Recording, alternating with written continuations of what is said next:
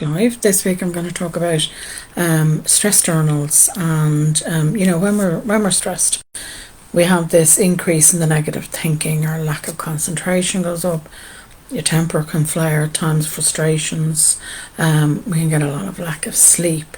So there's just to highlight that those are a couple of early warning signs that your stress is increasing, so be aware of that. But when all that happens, this is going to trigger you more to keep that negative cycle up. And we can feel like there's an awful lot going on up here, an awful lot of things we have to keep in our head as well. So that's going to add to our stress even more, and it's also going to then damage our self-esteem, our self-confidence, and we can feel very stuck.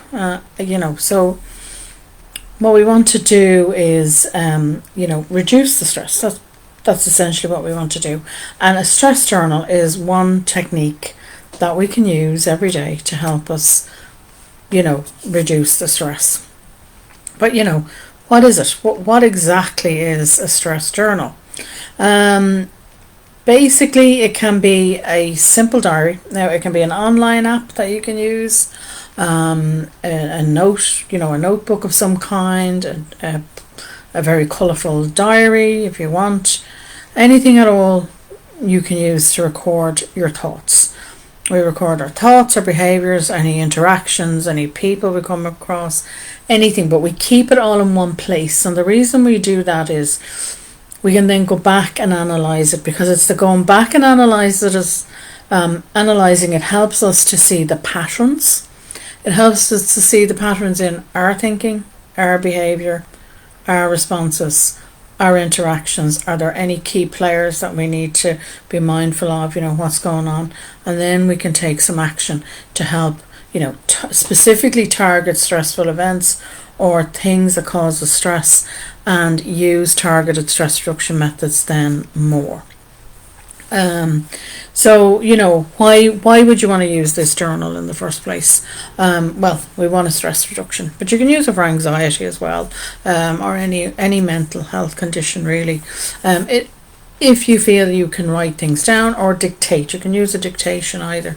It's going to enable us to identify precisely what's going to cause our stress. What is it? How frequently do we get stressed by these things? And how are they affecting us in our life, in our work? This is going to be key to helping you change it up. It's going to help you look at your symptoms, your mood, what's going on there, what symptoms are coming up for you with your stress. How can you, what can you do to improve your mood? The stress journal will help improve your mood, by the way. You can also then see what you need to prioritize. So you're going to feel a bit more in control when we can see that. We say, okay, what can I prioritize here? What do I need help with? What can I let go of? So we can look at our problems a little bit more clearer. We can see, if we've got any fears or concerns that we need to deal with, and do they follow a specific pattern? The whole idea about this is seeing the patterns, to track the emotions, to track the triggers, and to then get back a better sense of control into our lives, and to counter the negative the negative thinking, negative rumination with more positive self-talk, and follow through with positive behaviours that are going to help us. So a simple stress journaling exercise that I've talked about before is brainstorming, or a brain dump. You can use it, anywhere, anytime throughout the day. It doesn't matter if you do it on a nightly basis, at the end of the day, to calm down a bit, get a lot of stuff out. I like to use it, just get things out of my head at the end of the day and just dump them down. I know they're there. If I need to go back to them, I don't have to worry about things I need to do or an email I need to send, because I've written it down. I can allow my brain to calm down and rest at night. It doesn't matter when you do them. They're very handy. You can do it throughout the day. If you're feeling stressed or you feel your stress building up, just get out a piece of paper. You don't have to carry the diary around with you, or call up the app on your phone and just start typing it in. So write everything down. That's the first thing with a brain dump, is to just write it out. And I mean everything. I don't care what it is. your to-dos, shopping lists, emails, anything at all, anything, no matter how trivial. Get it all down and then keep writing. Just keep writing. But 15 minutes, 20 minutes max. It's a good technique, actually, just to say that it is a good technique if you wake up in the middle of the night and after a little while you've tried meditation and it's not going to work to help you go back to sleep, then okay, go and take out the pen and paper and write everything that's going on in your head down. It is something that you can do, and it is a good way to do it. So, as I said, the first thing we do is write down all the thoughts, to-do lists, the shopping list, the phone calls, the emails, etc., etc., etc. The kids are driving you nuts, whatever it is. The husband or partner is driving you bonkers, whatever it is. Just get it all out. That's all the first thing you do.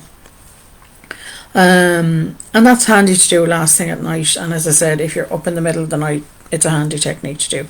But then what I would do is, maybe not immediately, unless you have the time and you've allocated the time, will be to now go back and start seeing the patterns. You do have to read back what you've written. Highlight, maybe get out a highlighter or use a highlighter on the app to highlight what you can see, what patterns, what emotions keep coming up, what thoughts keep coming up. Is there a specific collection of thoughts related to one particular underlying core belief that's negative for you, such as I'm not good enough, anything at all like that where you can see the patterns. How are you behaving? What's your response? Who are the people? You want to see them all. You want to see what it is. And when we can see the patterns, we then use that information to raise our awareness, to accept. Don't skip acceptance. We always have to accept where we're at this moment in time. And then finally we can take the positive actions. Okay, what can I do to change the situation? Usually it's our response to it. We can't maybe change a situation. Maybe we can ask for help. Maybe we need to delete some things. Maybe we need to delete or minimize contact with certain people. But we can start to be a bit more proactive when we raise our awareness with the journal, sit with the fact that this is happening, and raise our acceptance level of ourselves, be a bit more compassionate towards ourselves, and then we can be more proactive. Now, a stress journal is a habit. This is the last thing I'm going to say on this. It is a habit. You need to get into the idea of doing it every night in order to make it really effective, and to see those patterns and get into the habit of going back and checking, what did I write down? How did I react to that situation? What was the person? Is it a particular person? See your patterns. Go back and check for your patterns. But this all takes time to implement. So habits are things we need to do. That this is a healthy habit. We need to allocate some time to it, specific time. We need to, take time with it, have some compassion with ourselves, because we're not going to do it perfectly, because there is no perfect. Okay, it's yours. No one else is going to see it. Just remember that. It doesn't matter how you spelt the words. It doesn't matter how your writing looks. You need to let that go. And that, I know, can be hard for some people. But do try. Okay? Just try. And, have some empathy and compassion for yourself, as I said. And keep trying. Keep trying. So that's it. If you want more information about stress journals, I do bring it up in a couple of my workbooks, the Building Blocks of Self-Care and Building Acceptance into Your Life. There would be techniques I'd use in those two workbooks. So go and check them out. They're up on Amazon, or if you want to have a look at my own shop over my website, there's a link to the blog which will link you out as well to the shop. So go and have a look at it.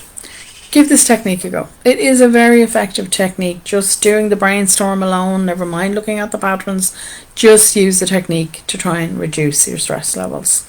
I'll leave it there, and as always, thank you for listening, and I will talk to you all again next week. I'll see you then.